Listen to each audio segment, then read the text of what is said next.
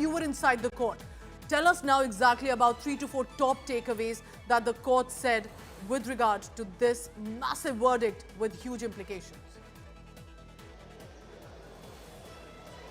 Before I can actually spell it out, remember, this is a huge setback for the anti-terrorism squad. Remember, just a few days ago, we had seen the train blast judgment being delivered where every accused was acquitted after almost the same number of years that we are seeing in this particular case as well. So, if you look at it, it's within few days itself, we are seeing two big cases, one in Malegaon, other in Mumbai, where acquittals of all those accused has happened, and the investigating agency was common in both of them, and that was the anti-terrorism squad between 2006 and 2008.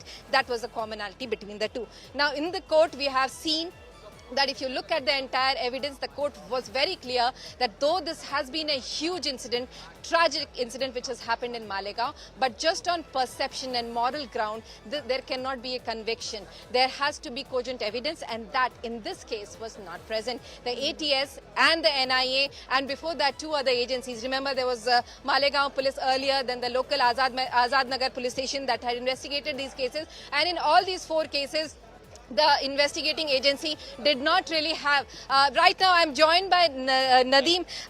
Nadeem, what is it that you have to say now? He's the lawyer representing the victim. And what was your first reaction when you heard it? It is very sad that court has acquitted accused on the count of benefit of doubt. Now, it is not a clear acquittal. The bomb blast has been established, though accused number 10 had disputed that. But court has said that bomb blast has been happened.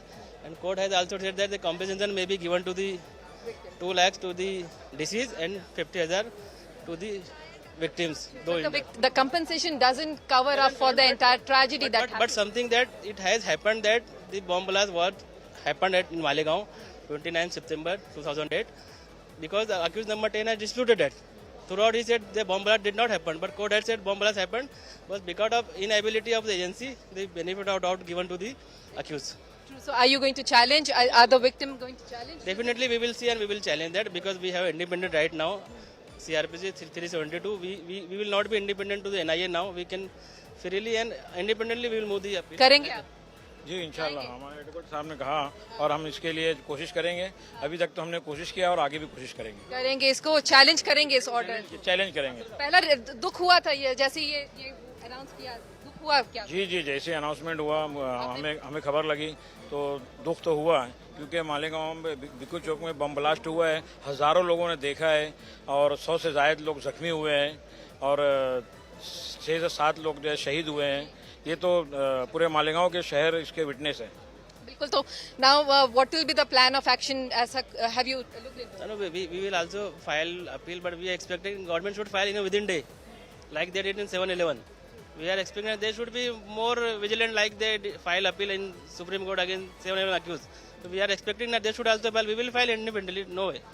So, as you heard, they're really hoping that in the last, 2006 train blast case, the way the prosecution had moved the Supreme Court within hours, they had approached the Supreme Court. That's something that the victims are now looking forward to. They're hoping that the state does move in their favor and who goes to Supreme Court or the High Court and challenges this order.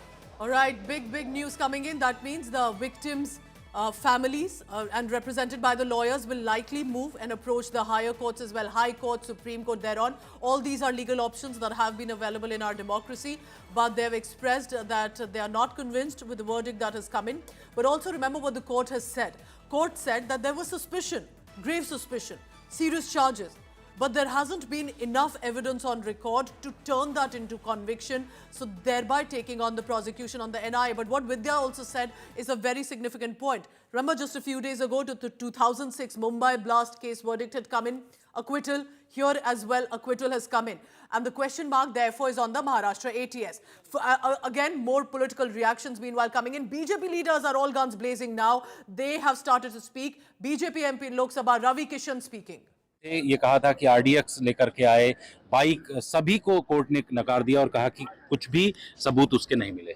देखिए, आप जवाबदेही, मैं उन परिवारों को पहले तो बहुत उनके लिए चिंता भी व्यक्त करता हूँ. खुशी का क्या, उनकी जिंदगियां खत्म हो गई. साध्वी प्रज्ञा जी तो व्हीलचेयर पर आ गई आजीवन के लिए. वो खड़ी नहीं हो पा रही, चल नहीं पा रही, लोगों की जिंदगियां बर्बाद हो गई। अब उनको इस पे शुभकामनाएं दें, अच्छी कामना करें, ये समझ में नहीं आ रहा है। लेकिन कांग्रेस के वो सारे आला कमान के नेता जो बड़े बड़े दिग्गज थे, उनको आके अब जवाब देना चाहिए सदन में या जनता को कि उन्होंने बगैर कोई जाने राजनीतिक पार्टी होते हुए आरोपी और आरोप गढ़ दिया, मढ़ दिया, उसका जवाब इन लोगों को देना चाहिए। अगवा आतंकवाद का एक नैरेटिव जो था समय समय पर बोलते रहे कई पॉलिटिकल पार्टियों के नेता, उसको लेकर क्या कहें? गृह मंत्री जी ने कल कह दिया था बहुत साफ शब्दों में, भारत में हिंदू, भारतीय हिंदू आतंकवादी नहीं हो सकता। आज वो साबित हो गया जब ये सारे लोग बरी हो गए 17 साल बाद। ये बहुत ही पीड़ा भी है जब हम बोल रहे हैं आपको, और उन परिवारजन के लिए, साध्वी प्रज्ञा जी के लिए, खास हमारी साथी रही पिछले सदन में, इसी संसद में, हम उनकी पीड़ा, उनके दर्द को, सीट पर बैठ नहीं पाती थी। आज अब वो आजाद हो गई, लेकिन सब रो रहे होंगे आजादी, क्योंकि उन्होंने जो जुर्म नहीं किया उसके लिए बदनाम किया गया, आरोपित गया, और उनको आतंकवादी कहा गया। ये बहुत दुख है। उन पॉलिटिकल पार्टीज को क्या कहेंगे जो इस तरीके की बातें उन्होंने किया? उन लोगों को जवाब देना चाहिए देश को, और देश की जनता को उनको हरा के वोट द्वारा उन लोगों से बदला लेना चाहिए। शुक्रिया। Jitendra Singh, Delhi. All right, so political showdown now. BJP trying to turn the tables on the Congress leaders specifically. We'll wait for reactions from the former ministers of UPA and the Congress leaders as well. Remember, with the acquittal of these 7 accused, has the bogey, the theory of saffron terror, Hindu terror, cancelled and come to an end? We'll be tracking that. Over now to my colleague Sneha Murdani here on. All right, I'm going to thank you so much for that, Pooja, getting in those details. And our non-stop coverage on that big story continues. To tell our viewers, at noon, this is the story that we're breaking from as far as Malegaon is concerned, the blast is concerned. Before we get into the details, to quickly tell our viewers, 7 accused have been acquitted in the 2008 Malegaon blast case. सभी आरोपियों को, जो Malegaon blast case में जितने भी आरोपी थे, उन सभी को बरी कर दिया है। 17 साल तक जो है पूरा मामला चला। आप इसको किस तरह से देखते हैं? ये लगातार दूसरा मामला है जिसमें मुंबई हाईकोर्ट ने सभी आरोपियों को बरी कर दिया। ये इस बात को दोहराता है कि हमारी जो भी सुरक्षा एजेंसीज है, लॉ इन्फोर्सिंग एजेंसीज है, उन्होंने इस केस को जिस तरह से जांच की, तहकीकात की, किस तरह से उन्होंने सबूत जुटाए, किस तरह से उन्होंने आरोपियों पर, अगर वो अब निष्पाप है, अगर वो स्कॉट फ्री उनको एक्विट कर दिया है, तो ऐसे कौन उनका भी एक मुताना करेगा, और जो मारे गए उन लोगों के परिवार को क्या का उत्तर रहेगा? सरकार की जिम्मेदारी थी, लॉ एनफोर्समेंट एजेंसी की जिम्मेदारी थी कि इस चीज को, इतना संगीन मामला, इतना गंभीर मामला, उसको किस तरह से लिया जाए। और ये सब जुटाने के बाद भी अगर असमर्थता या ये इस तरह से फेलियर कहेंगे, तो एक बहुत बड़ा सवाल खड़ा रहता है आम नागरिक के दिल में भी कि हमारी सुरक्षा की इंतजाम क्या है, आखिर में सरकार की क्या जिम्मेदारी है? सबूत नहीं मिले, इस तरह की बातें कही जा रही है। सब वही बोलते हैं, उसका तो एक बेसिक ये रहता है, कोड यही कहता है कि prosecution is not able to establish beyond reasonable doubt, and then when prosecution fails the entire thing naturally, I mean, one has to get acquitted.